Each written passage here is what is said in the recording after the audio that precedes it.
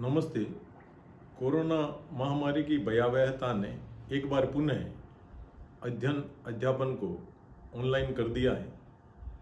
आप लोगों से निवेदन रहेगा कि घर में रहते हुए, सुरक्षित रहते हुए अध्ययन अध्यापन तो करना ही है। अपने आप को तथा अपने परिवारजनों को भी कोरोना की भयावहता से बचाना है। ऑनलाइन पाठ्यक्रम पूरा कराने के तहत आज मैं पुनः आपके शेष रहे पाठ्यक्रम के कुछ महत्वपूर्ण जो टॉपिक्स हैं उनको वीडियो व्याख्यान के द्वारा आप लोगों के सामने पेश करेंगे। आप लोगों से निवेदन रहेगा कि आप लोग इन्हें सुनिएगा, समझिएगा और जो चीज़ समझ में नहीं आई तो जैसा कि अपने महाविद्यालय का जो व्हाट्सएप ग्रुप बना हुआ है, समूह बना हुआ है, उसमें आप प्रश्न कर सकते हैं। हम आपके लिए सदैव हर वक्त तत्पर रहेंगे, क्योंकि इस महामारी में हम आपके सहयोगी की भूमिका में रहकर आपके पाठ्यक्रम को पूरा कराने का भरसक प्रयास करेंगे, ऐसी हमें आशा है। पहला व्याख्यान जेनेटिक इंजीनियरिंग ऑफ प्लांट्स पे है, जो मैं कुछ स्लाइड्स के माध्यम से आज आपके सामने प्रस्तुत करूंगा। जैसा कि मैंने बताया, आज का ये व्याख्यान जेनेटिक इंजीनियरिंग इन प्लांट्स से संबंधित है। जेनेटिक इंजीनियरिंग शब्द का प्रतिपादन जॉन स्टीवर्ट विलियमसन के द्वारा किया गया था, जो अपना नाम जैक विलियमसन लिखते थे। और जैक विलियमसन को डीन ऑफ साइंस फिक्शन भी कहा जाता है, क्योंकि इन्हें विज्ञान से संबंधित उपन्यास लिखने में महारत हासिल थी। इन्होंने अपनी पुस्तक ड्रैगन्स आइलैंड है, उसमें सबसे पहले अनुवांशिकी अभियांत्रिकी शब्द का प्रयोग किया और अनुवांशिकी अभियांत्रिकी को genetic engineering, gene modification, genetic manipulation आदि नामों से भी जाना जाता है। अगर हम इन्हें परिभाषित करें तो कई तरह की इनकी परिभाषाएं अलग अलग वैज्ञानिक समूहों के द्वारा दी गई है, लेकिन जो सरल परिभाषा है इसको समझने के लिए आप लोगों के लिए, वो यहाँ पे मैंने रखी है। Genetic engineering is process of using recombinant DNA technology to alter the genetic makeup of an organism.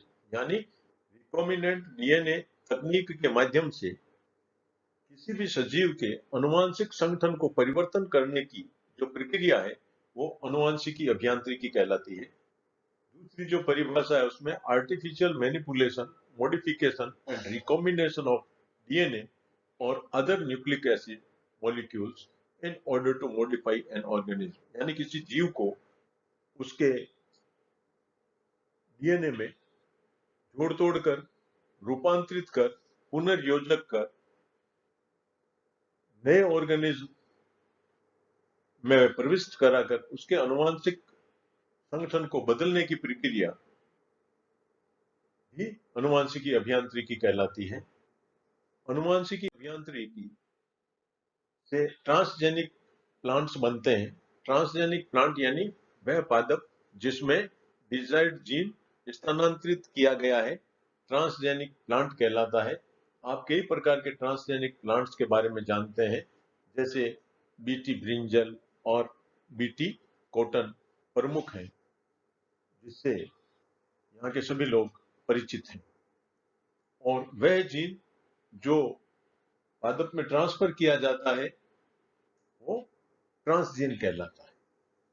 अब जेनेटिक इंजीनियरिंग में कितने पद होते हैं, कितने पदों में ये प्रक्रिया संपन्न होती है, तो उनकी अगर बात करें तो सबसे जो पहला चरण है, introduction of desired gene into the concern plant species, यानी संबंधित पादप प्रजाति की कोशिकाओं में जो वांछित जीन है उसको प्रविष्ट कराने की प्रक्रिया, इसका पहला पद है। दूसरा पद है integration of desired gene into the nuclear और organellar genome of the plant cell, यानी पादप कोशिकाओं के केंद्रक के और कोशिकांगों के जो डीएनए है उसमें जो इंटीग्रेटेड कराना है उस जीन को जो हमने उन कोशिकाओं में प्रविष्ट करवाया है। तो ये integration of desired gene into the nuclear और organellar genome of plant cells,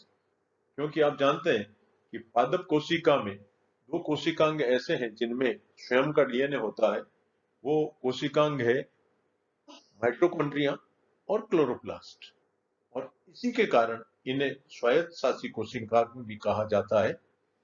और तीसरा जो इसका चरण है उसमें expression of transferred gene in the new genetic background, यानी नए जेनेटिक बैकग्राउंड में, यानी जिस पादप में हमने जीन को स्थानांतरित किया है वहां पे इसका प्रकटीकरण होना चाहिए। ये तीसरा चरण है।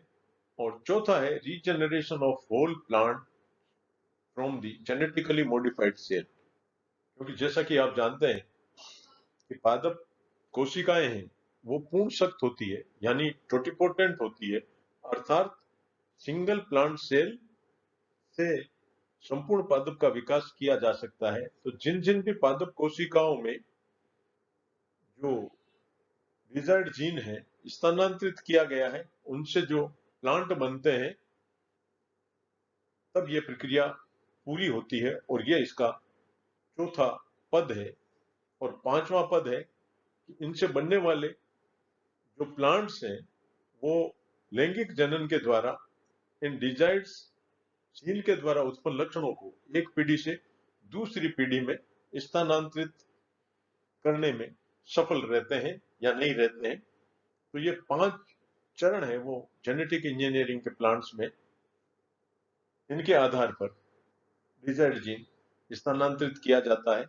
और वे कौन कौन से मेथड है जिनके आधार पर या जिनके द्वारा एक जीन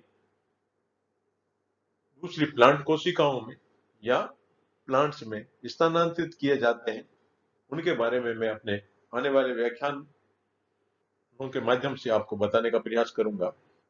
प्रमुख रूप से 2 विधियां हैं, एक प्रत्यक्ष जीन स्थानांतरण की विधियां और दूसरी है अप्रत्यक्ष जीन स्थानांतरण की विधियां। ये कौन कौन सी विधियां हैं, इनके द्वारा जीन स्थानांतरित कैसे किया जाता है, कौन सी विधि जीन स्थानांतरण की सबसे महत्वपूर्ण विधि है, ये मैं आने वाले व्याख्यानों के बारे में बताऊंगा। लेकिन तब तक आप इस व्याख्यान को देखिए, समझिए, और अगर जो भी चीज समझ में नहीं आती है तो व्हाट्सएप समूह के द्वारा हमसे पूछिए। हम सदैव आपको उत्तर देने के लिए तत्पर रहेंगे।